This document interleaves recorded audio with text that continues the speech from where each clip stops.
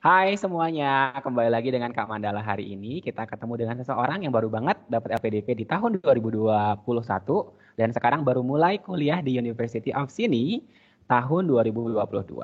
Perkenalan dulu dengan teman Kakak Hendra. Halo Kak. Teman-teman. Oke, Hendra boleh mungkin perkenalkan dirinya dulu, mungkin backgroundnya boleh, background studinya, pekerjaannya apa dan seterusnya.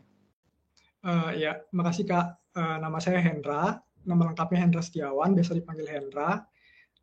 Background studi saya waktu S1-nya di Fisika ITB. Terus sekarang sebelumnya saya kerja di Pemprov Bali sebagai PNS di Rumah Sakit Umum Daerah Bali Mandara. Posisi saya di RS Bali Mandara itu sebagai fisikawan medis. Jadi background studi saya di S1 dan pekerjaan saya sekarang itu linear sih syukurnya. Terus Oke. sekarang saya sedang melanjutkan studi Master of Medical Physics di The University of Sydney yang kalau langsung karir bisa diselesaikan dalam 1,5 tahun karena Oke, programnya. itu full time-nya 1,5 tahun. Ya Kak. Oke, itu master by coursework atau research ya? Master by coursework. Oke, berarti ada kuliah dulu ya? Ada Ya, pelajar dulu, baru nanti ada ini setahun penelitian. dulu, terus nanti semester 3 itu udah mulai riset. Oke, oke. Nah, Hendra nih dari, sorry, berarti sekarang kerjaannya ditinggal atau gimana? Maksudnya apakah masih bekerja di sana atau sudah selesai? Karena kebetulan statusnya udah PNS di Pemprov Bali, jadi sebelum memutuskan untuk lanjut S2 itu aku harus gini dulu Kak, ngajuin izin ke atasan untuk dapat tugas belajar, namanya surat SK tugas belajar, surat keputusan tugas belajar. Nah, itu kebetulan dapat izin juga dari rumah sakit karena memang rumah sakitnya lagi butuh fisikawan medis yang S2. Jadi diizinkan dan kebetulan juga lolos LPDP, jadi akhirnya dapat SK tugas belajarnya. Nah, kalau udah dapat SK tugas belajar itu kita cuma dapat gaji pokok aja sih. Tunjangan-tunjangan tuh nggak dapat. Jadi istilahnya bebas tugas. Uh, apa namanya, benefit yang didapat cuma gaji pokok tanpa tunjangan. Udah itu. Oke. Oke, berarti memang rumah sakitnya sendiri membutuhkan Nah, tenaga yang memang S2 ya? ya S2. Nanti kalau waktu kita sudah balik, minta dicabut SK tugas belajarnya terus balik kerja lagi. Jadi Oh, nggak berarti ke tempat yang sama. sama.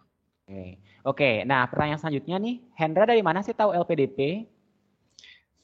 Sebenarnya tahu LPDP itu awalnya dari kakak tingkat Mhm. di ITB karena kebetulan kan banyak ya kakak tingkat yang nyari LPDP dan lolos studi S2 setelah kakak tingkat di ITB itu banyak yang lanjut studi S2, baik itu yang kakak tingkat yang dari Bali ataupun kakak tingkat di jurusan tuh banyak ngambil LPDP. Nah, itu baru tahu ada beasiswa LPDP-nya aja. Nggak tahu Oke, lebih detail. Akhirnya paham. ketemulah sama Kak Mandala dan Kak Dede, Kak Dewi Mhm. Setiati. Nah, Mhm. Kak Mandala dan Kak Dede ini yang apa namanya, yang akhirnya dapat informasi lebih komprehensif tentang gimana sih LPDP seleksinya, terus dokumen-dokumen yang perlu disiapin untuk pendaftaran, alur alur seleksinya, strategi-strategi Oh, untuk oke. lolos LPDP juga dari mereka berdua sih aku dapatnya. Mhm. Oke, terus dari sana akhirnya memutuskan untuk daftar LPDP. Iya, dari sana. Sebenarnya Oke. belum sih. Akhirnya memutuskan untuk daftar LPDP itu setelah gagal AAS Oh, Australia. jadi dapat daftar beasiswa lain. Iya betul. Oke. Berarti LPDP-nya baru sekali coba langsung dapet ya? Iya syukurnya. Oke. Oh, keren ya. Nah, yang selanjutnya nih, kenapa sih pilih Sydney padahal atau enggak Australia? Padahal kan banyak tuh pilihan universitas yang disediakan oleh LPDP itu sendiri. Ya. Jadi dulu banget itu waktu beres kuliah S1, aku udah emang punya rencana lanjut S2. Lanjut S2-nya pengennya di luar negeri karena lihat kakak-kakak tingkat banyak yang Mhm. keluar negeri, ya udah akhirnya bertekad lah untuk lanjut S2 ke luar negeri. Waktu itu setelah lulus itu kan sambil nunggu wisuda tuh aku buat list daftar universitas, daftar negara dan universitas yang menyediakan program S2 fisika medis. Itu mulai dari Amerika Serikat, UK, Australia, Korea, Jepang, sampai beberapa negara di Eropa kayak Austria sama Jerman. Itu udah aku list. Cuma kayaknya kalau di negara-negara yang bukan bahasa nasionalnya bukan bahasa Inggris, kayaknya aku bakal susah deh. Soalnya aku sadar diri kalau susah belajar bahasa baru, bahasa yang selain bahasa Inggris. Kayak kebetulan waktu itu pernah kesempatan ada internship di Korea, terus kayak susah aja ngomongnya dengan orang lokal sana yang nggak semuanya bisa bahasa Inggris kan. Jadi kayaknya agak ribet deh kalau ke negara yang bahasa nasionalnya tuh bahasa utamanya itu bukan bahasa Inggris. Akhirnya memutuskan ke negara-negara yang menggunakan bahasa Inggris sebagai bahasa utamanya kayak US, UK, sama Australia. Nah, dari 3 negara ini, aku udah cari univ-univnya yang mana yang bagus. Ternyata dari ketiga negara ini yang univ yang menyediakan program dengan course yang cocok atau course yang sesuai dengan mata kuliah yang biasa ada di Indonesia itu cuma 2, US sama Australia. Di US apa? Kenapa? Univnya apa di US? Yang di US tuh Columbia University sama University of Pennsylvania. Itu dan dua-duanya di support LPDP juga? Di support, kan itu masuk yang PTUD. Oh, top 50 ya? Perguruan tinggi, perguruan tinggi utama dunia itu masuk. Nah, dari 2. Nah, akhirnya kalau yang di Australia itu ada USyd sama University of Wollongong. Ada 4 sih sebenarnya, Adelaide University sama Western Australia lagi 2. Jadi ada 6 nih, 6 pilihan universitas. Cuma setelah aku pikir-pikir kalau di US itu mendaftarnya sebenarnya nggak susah, cuma dia butuh 3 rekomendasi untuk untuk seleksinya, untuk seleksi dapat LOA perlu 3 rekomendasi. Dan kalau nggak salah bayar juga nggak sih kalau kita mau diseleksi? Bayar juga. Ya. Terus aku udah dapat 2 rekomendasi dari dosen di kampus dan dosen waktu di Korea dulu, dosen pembimbing itu udah dapat. Terus satu lagi itu kan aku maunya rencana pakai yang di tempat kerja ya Kak. Nah cuma si Columbia ini mensyaratkan kalau pemberi rekomendasi harus menggunakan email dengan domain perusahaan atau institusi tempatnya bekerja. Cuma kan kalau di tempatku sekarang bekerja di RSUD Bali Mandala itu kita belum punya domain, jadi makanya Gmail. Gmail ya masih ya. Gmail. Terus kayaknya di Columbia tuh nggak gini sih, nggak menyarankan kalau pakai Gmail. Akhirnya nggak mungkin juga deh kalau aku nyari di situ. Akhirnya ya udah memutuskan di Australia aja, soalnya Australia juga nggak kalah bagus kok. Course-nya juga sesuai, terus hampir sama persis sama yang di Columbia, jadi sama aja gitu. Maksudnya kualitasnya aku yakin sih sama aja gitu. Akhirnya ilmunya mirip lah ya. Ya ilmunya mirip lah. Akhirnya milih di Australia, makanya karena milih di Australia akhirnya daftar Australia Awards sama LPDP. Gitu Kak. Oke. Itu kalau AAS-nya daftarnya di tahun yang sama juga? Tahun yang sama, tahun 2021. 2021 ya, oke. Nah berarti Hendra ini daftar LPDP jalur khusus ya? Jalur targeted bukan sih? Ya, karena PNS ya. Jadi sebenarnya LPDP itu ada berapa jalur nih? Kalau LPDP setahu saya ada 3 jalur. Waktu angkatan saya tuh ada banyak sih.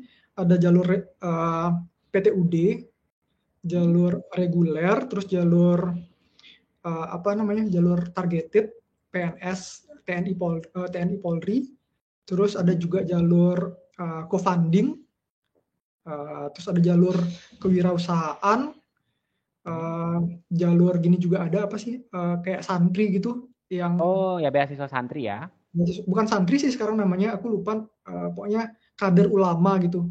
Oke, berarti banyak ya ada ininya ya. Ada banyak banget sekarang, banyak banget sih. Oke. Nah, untuk Hendra sendiri itu persiapan LPDP-nya itu berapa lama dan gimana sih biar motivasinya terus bisa ada? Untuk persiapan LPDP itu sebenarnya khusus untuk LPDP ya lebih singkat, dia mulainya 2021 semenjak nggak lolos AAS. Itu udah mulai persiapan. Udah mulai ini ya, kemana nih sekarang? Itu juga akhirnya memutuskan daftar LPDP karena didorong sama Kak Mandala dan Kak Dede. Jadi akhirnya ya udah memutuskan daftar deh. Kalau untuk lanjut S2-nya sendiri mulainya udah lama sih. Untuk persiapannya dari 2020 waktu COVID mulai di Indonesia. Waktu itu kan di rumah sakit itu kerjanya sebagian WFH, sebagian ke kantor 50% WFH. Akhirnya karena nggak banyak kerjaan, ngapain sih ini, mau ngapain ya gitu. Terus aku memutuskan untuk ya ya udah untung nggak banyak kerjaan, aku mau pakai waktunya buat persiapan lanjut S2. Pertama itu waktu itu belajar bahasa Inggris dulu sih, soalnya kan tahapan paling pertama kayaknya kalau untuk melanjut S2 ke luar negeri itu harus punya sertifikat bahasa Inggris. Jadi aku persiapan bahasa Inggris tuh mulai dari Maret 2020. Akhirnya Oktober. Wow. Maret 2020 itu itu bukan persiapan IELTS sih, aku cuma baca-baca artikel bahasa Inggris setiap hari di Guardian, di BBC. Terus aku catat vocab-vocab yang nggak aku tahu tuh sampai aku punya kayaknya 3 buku deh. Buku itu ya. Itu membantu banget buat aku. Terus akhirnya di Oktober aku memutuskan ambil les IELTS selama 2,5 bulan. Terus waktu itu pertama sama Kak Dedek berapa lama? 2,5. 2,5 bulan ya? Oh, oke. Terus akhirnya ngambil tesnya itu di Februari. 2021. 2021. Syukurnya nggak perlu ngulang. Terus ya udah cukup sih itu nilainya. Jadi bisa pakai daftar buat beasiswa. Oke. Terus untuk Sydney-nya itu sendiri berapa minimal IELTS-nya? Untuk mastersnya ya? Kalau untuk di jurusanku Master of Medical Physics itu 6,5. Overall 6,5, no band lower than 6. Oke, lumayan juga ya. Terus untuk LPDP-nya? Sama, LPDP 6,5 juga. Oke, sama juga ya. Oke, berarti kalau misalnya dihitung dari awal-awal banget, walaupun belum terlalu intens mungkin ya persiapannya, yang dari baca-baca artikel itu, berarti dari 2020 ya? 2020 bulan Maret. Sampai akhir 2022. Kalau yang benar-benar intens LPDP aja gimana? Berapa lama? Benar-benar intens LPDP itu dari bulan apa ya? Kayaknya bulan Juli deh. Juli kayaknya mungkin. Juli sampai September. Sampai wawancara juga sih. Sampai wawancara. Itu belajarnya berapa lama berarti? Juli ke Agustus, September. 2 bulan dong? 3 bulan deh kayaknya, sampai Oktober ya. Kan soalnya tahapan LPDP itu banyak ya. Yang pertama dari administrasi itu menggodok esai itu selama 2 bulan. Terus lanjut ke substansi itu belajar tes substansinya itu selama sebulan deh kayaknya, sebulan. Karena kita cuma dapat waktu sebulan kan waktu itu dari pengumuman sampai tes. Terus lanjut juga sebulan, yang nggak tentu jadwalnya. Benar sih. 3 bulan berarti ya totalnya untuk LPDP doang, tapi itu udah siap. Maksudnya IELTS sudah ada, mungkin juga dan yang lainnya udah ada. Oke. Dan terus lebih persiapannya juga mirip sama AS kan, jadi cuma tinggal memantapkan aja sih sebenarnya. Oke. Dari nol banget sih persiapannya. Oke, berarti untuk di tahunnya Hendra ada administrasi, terus ada substansi dan juga ada wawancara. Kalau administrasi mungkin nanti teman-teman yang nonton bisa baca, untuk wawancara juga mungkin juga bisa cari-cari infonya. Kalau yang substansi itu gimana? Kalau substansi itu ada dibagi jadi dua tes kebangsaan sama tes substansi akademik. Kalau substansi akademik itu ada 3 bagian, ada verbal, terus numerikal sama analitik ya kalau nggak salah ya. Kayaknya tiga bagian itu. Nah, cuma sekarang setahuku dari informasi yang terakhir aku baca, kalau sudah punya LOE nggak bakal ya. Jadi skolastiknya nggak ikut nggak perlu pakai tes bakat skolastik atau tes substansi. Benar. Jadi tinggal administrasi sama wawancara aja. Kalau yang sekarang daftar dan belum, yang udah punya LOE. Oke, mantap banget sih. Jadi tinggal persiapan wawancara aja. Oke. Nah, yang selanjutnya nih mungkin agak sensitif sedikit pertanyaannya. Berapa sih budget yang dikasih LPDP? Kalau mungkin itu sifatnya rahasia, mungkin Hendra bisa kasih tahu apakah cukup atau enggak, atau mungkin biaya hidup di Sydney-nya gimana? Aku langsung kasih tahu aja ya, soalnya kayaknya nggak rahasia karena kita bisa nilainya berapa. Oh, sudah ada ya? Ada. Jadi itu tiap tahun juga bakal diperbarui, mungkin atau 2 tahun sekali kayaknya diperbarui. Aku dapatnya uang living allowance atau uang bulanannya itu 2.200 per bulan, Kak. Australian dollar. Ya, 2.200 Australian dollars. Berarti sekitar 22 juta ya? Ya, sekitar 22 juta. Terus untuk yang lain-lain dapat lagi nggak? Ada settlement allowance itu sekitar 2 kali living allowance, sekitar 1.400, yang dapatnya dibagi jadi 2, jadi sebelum berangkat dapatnya 2.200, pas nyampe di Australia dapat lagi 2.200. Jadi settlement allowance itu ada 4.400, living allowance 2.200 per bulan, tunjangan buku sekitar 10 juta atau 930 Australian dollars.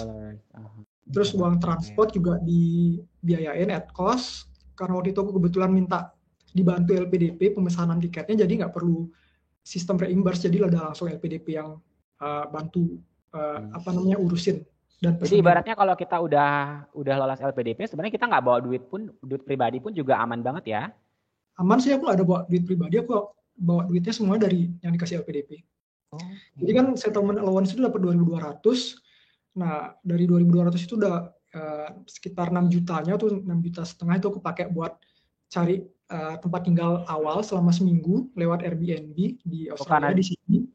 Itu kayak kalau di Indonesia kayak Airbnb itu kayak Oyo ya? Bukan ya? Kayak yang biru tuh Airy rumah. Kayak Airy, right. Terus akhirnya kan udah 600 udah kepake, 6 juta itu udah kepake, jadi bawa ke Sydney tinggal 1.500. Udah. Berarti masih banyak dong yang bisa dipakai ya dari uang LPDP ya? Masih cukup kok. Cukup. Nah, untuk yang belum tahu, settlement allowance itu kayak biaya yang diberikan LPDP untuk kita persiapan berangkat ke negara tujuan, dan uang yang kedua yang dikasih itu adalah settlement allowance-nya adalah untuk kita mencari tempat tinggal di negara tujuannya ya. Jadi makanya dikasih uang seperti itu. Dan itu cuma dikasih sekali aja kan selama kita studi ya? Iya, sekali. Nah, berarti kalau bisa disimpulkan sebenarnya kalau kita nggak punya duit pun kalau udah dapat lulus LPDP itu aman banget karena LPDP cover semuanya, dan bahkan itu mungkin bisa dibilang lebih dari cukup ya untuk di Sydney tinggalnya ya. Cukup sih harusnya. Oke, terus kehidupan di Sydney itu sekarang gimana sih? Mungkin Hendra juga baru nyampe di Sydney, jadi mungkin belum terlalu detail. Tapi yang sejauh Hendra pastikan tuh orang-orangnya, cuacanya, tempatnya gimana? Nyampe Sydney ini baru tanggal 11 kemarin, baru sampainya di Sydney. Dari lingkungannya ya, dari weathernya, seasonnya juga sekarang masih, aku tanya lagi summer sih katanya, padahal kayaknya udah autumn, karena udah dingin, udah nggak panas lagi. Orang-orang bilangnya panas, aku ngerasanya udah dingin di sini. Terus pokoknya udaranya berapa derajat itu? Nggak tahu sih. Ngecek. Oke. Tapi udah dingin, terus tempatnya bersih, pedestrian, ada tempat jalan kakinya, trotoarnya juga luas. Jalan rayanya juga besar, dan pokoknya aman lah ya untuk jalan kaki. Kita untuk jalan kaki itu aman, ada transportasinya juga lengkap, terus fasilitasnya juga banyak. Daerah-daerahnya dekat-dekat sih, kalau kita mau kemana-mana tuh masih bisa jalan, bisa diakses dengan jalan kaki, jadi aman semua sih sejauh ini. Terus orang-orangnya juga baik-baik, karena pengalaman waktu itu kan aku nyampe di bandara sendiri, karena aku berangkatnya sendirian banget, nggak ada teman. Sampai bandara sendiri, terus akhirnya ketinggalan airport shuttle yang free dari kampus karena telat setelah ngurus berbagai macam, kayak dari beli kartu telepon, kartu transportasi, makan, imigrasi juga ya. Imigrasi, akhirnya ketinggalan airport shuttle-nya itu. Akhirnya naik tren sendiri, dan naik tren itu dibantu sama orang Australia dari airport sampai tempat tinggal. Baik banget sih. Oh ya? Wah. Berarti nggak ada yang kayak yang kalau kita dengar-dengar di berita kan pasti ada orang rasis gitu. Mungkin sejauh ini belum pernah ya. Semoga enggak sih. Sejauh ini enggak, belum pernah ngalamin yang rasis. Oke, that's interesting. Nah, untuk dua pertanyaan terakhir nih, kakak mau tips IELTS-nya gimana? Karena kan Hendra ngerjain IELTS sekali terus berhasil melewati standar nilai yang ditentukan oleh LPDP dan juga Sydney. Terus yang terakhir nanti akan ada tips untuk beasiswanya. Coba untuk tips IELTS-nya gimana? Tips IELTS-nya apa ya? Yang Hendra lakukan deh waktu itu untuk yang aku lakuin waktu itu pertama gini sih, perbanyak vocab sih dari baca. Itu kan pertama, perbanyak vocab dari baca. Terus juga karena aku suka belajar grammar, aku beli buku khusus grammar sih, walaupun kayaknya nggak terlalu banyak gini sih, banyak perannya, tapi menurutku vocab sih yang paling penting. Terus latihan, sering-sering latihan, kan banyak tuh di internet buku-buku IELTS atau paket-paket IELTS dari edisi pertama sampai sekarang udah ada yang ke-16 ya, atau 13 aku lupa. Pokoknya edisinya tuh print aja tuh latihan, kerjain semua soalnya karena nggak jauh beda. Maksudnya soal kita ujian juga mirip-mirip itu. Jadi kalau di sana selama latihan itu udah nyampe skornya sesuai dengan persyaratan untuk kebutuhan, seharusnya waktu tes juga sama sih. Dan cari partner buat speaking, tes speaking. Karena kalau speaking perlu partner, terus writing juga perlu partner untuk ngecekin sih, ngecekin berapa skornya. Kalau reading sama listening kayaknya bisa sendiri, bisa belajar sendiri. Iya, sebenarnya ya. Karena kan kita bisa cari kunci jawabannya sendiri dan seterusnya. Jadi kalau disimpulkan itu ada kumpulkan kata-kata, ada belajar grammar juga penting ya, karena kan nanti dinilai juga grammarnya, terus juga latihan sebanyak mungkin dan cari partner untuk speaking dan juga untuk cari orang untuk nilai writing kita. Ya. Oh ya, sama penting juga ngatur waktu sih, ngatur waktu buat reading karena kan bacaannya lumayan banyak, terus waktunya terbatas. Sama writing juga ngatur waktunya buat 1 jam tuh udah harus bisa nulis sejumlah kata yang disyaratkan. Benar. Apalagi untuk beberapa orang yang mungkin latar belakangnya nggak terlalu sering menggunakan bahasa Inggris, jadi perlu banget untuk atur waktunya ya. Oke. Nah jadi IELTS-nya itu bisa dicoba untuk tips-tipsnya. Untuk scholarship-nya gimana nih untuk LPDP-nya? Mungkin kita nggak ngomongin AS dulu ya pengalaman Hendra, nanti mungkin itu di sesi lain mungkin. Kalau LPDP-nya gimana nih? Menurut Hendra kenapa sih kok bisa dapat coba sekali terus bisa dapat? Apa yang dipersiapkan yang benar-benar khusus nih, yang kira-kira orang lain secara umum tuh mungkin cuma siapin administrasi doang, IELTS doang. Kalau aku lakuin ini juga. Gitu, gimana? Kayaknya kalau dari pengalamanku yang paling penting itu kita harus tahu dulu kita mau ngambil kuliah apa, seperti apa kuliahnya, gimana persiapan kita buat bisa berhasil nanti lulus waktu studi itu udah harus bisa nanti kita ke cover karena bakal ditanya. Itu kita harus bisa menjawab dan meyakinkan pewawancara tentang itu. Kita harus sudah banyak cari dari riset tentang apa aja sih kuliahnya, terus bagaimana cara kita untuk bisa lulus kuliah itu. Untuk persiapannya itu yang pertama. Terus yang kedua, komitmen apa yang akan kita lakukan ketika kembali ke Indonesia. Itu sih tujuannya apa, itu udah harus jelas. Masalah apa yang ada di Indonesia yang ingin kita atasi itu dua itu berkaitan ya. Masalah dan komitmen kontribusi kita ke Indonesia itu harus realistis, nggak harus yang luar biasa sih menurutku, cuma harus yang memang realistis dan kita jelas bisa diaplikasikan ya. Bisa diaplikasikan. Nah, itu sih yang paling penting. Dua itu harus bisa kita sampaikan ke pewawancara.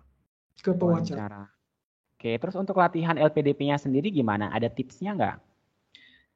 Untuk yang mana nih? Kalau untuk wawancara sering-sering aja latihan soal-soal yang mungkin keluar kan, karena kurang lebih soal-soal yang keluar itu yang memang beredar di internet sih banyak. Jadi coba aja lihat jenis-jenis soal yang keluar untuk wawancara itu nggak beda jauh dari sana. Waktu itu aku kebetulan kumpulin banyak contoh soal, terus aku jawabin satu persatu untuk cari inspirasi ya, karena kita sistemnya bukan menghafal sih, cuma cari poin-poin apa aja sih yang bakal kita sampaikan kalau misalnya ditanya ini. Jangan sampai kelihatan menghafal, soalnya itu juga kayaknya sepertinya bakal ngurangin poin juga ya kalau kelihatan menghafal. Ya. Paling nggak kita mempersiapkan akan menjawab apa poin-poinnya. Terus untuk kalau tes bakat skolastik banyak-banyak latihan aja sih dari ini ya. Iya sih, itu sih yang jadi challenge banyak orang ya, bakat skolastiknya ya. Dan itu juga standarnya beda-beda kan, tiap sesi, tiap tahapan tuh bisa beda, karena waktu itu 2021 ada 2 tahap dan standar lolosnya ternyata beda. Setelah ada seseorang yang survei, standar lolosnya berbeda ternyata waktu tahap 1 dan tahap 2 gitu. Jadi yang berusaha terbaik aja sih untuk setiap tesnya. Oke. Itu dia pertanyaan kakak yang sudah diberikan kepada Hendra, yang sekarang sedang melanjutkan pendidikannya dengan beasiswa LPDP di University of Sydney. Semoga teman-teman yang nonton bisa belajar sesuatu dari interview pada hari ini ya. Mungkin dari Hendra ada yang mau ditambahkan lagi? Udah sih itu aja. Semangat untuk yang mau daftar, dan semoga dengan nonton video ini nanti kalian akan dipermudah lagi jalannya untuk dapat LPDP dan juga lanjut kuliah baik itu di dalam negeri ataupun di luar negeri. Oke, mungkin itu dulu untuk hari ini. Kita akan ketemu lagi di sesi selanjutnya. See you. See you, Kak. Dadah.